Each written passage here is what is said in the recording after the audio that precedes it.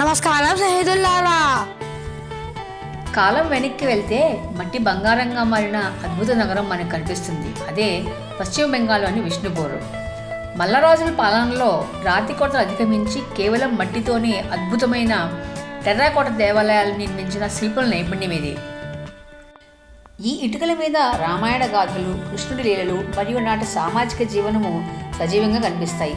ప్రతి చెక్కడంలోనూ ఒక ప్రాణము, ప్రతి గోడలోనూ ఒక పురాణము. సూర్యాస్తమయ వేళ ఈ ఎర్రటి ఆలయాల మధ్య నడుస్తుంటే శతాబ్దాల కిందటి ఆధ్యాత్మిక పరిమళము మనల్ని పలకరిస్తుంది. క్రీస్తు శకం 7వ శతాబ్దంలో మొదలైన ఈ వంశము రఘునాథ్ నగర్ నుండి పాలన సాగించింది. యుద్ధ తంత్రాల్లోనే కాదు, అద్భుతమైన నిర్మాణాల్లోనూ వీరిమేటి. ముఖ్యంగా రాజా హమీర్ సింగ్ కాలంలో ఈ రాజ్యం భక్తి మార్గంలోకి వెళ్ళింది. రాయి దొరకని చోట మట్టిని మాణిక్యంగా మార్చి ఈ అద్భుత ఆలయాలు నిర్మించారు. శ్యామ్ రాయి, జోర్ బంగళా, రాస్ మంచ, ఇలా ప్రతి ఆలయము మల్లరాజుల కళాభిమానాన్ని నిలువెత్తము.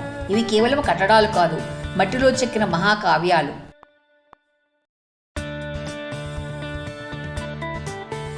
భారతీయ శిల్పకళా చరిత్రలో విస్మరించలేని అధ్యాయము విష్ణుపూర్. ఇక్కడ ఉన్న టెర్రాకోట దేవాలయాల సముదాయాల గురించి రాబోయే వీడియోల్లో తెలుసుకుందాం. మా వీడియోస్ కనుక మీకు నచ్చినట్టయితే please do like, share, subscribe to our channel trips with Tripura.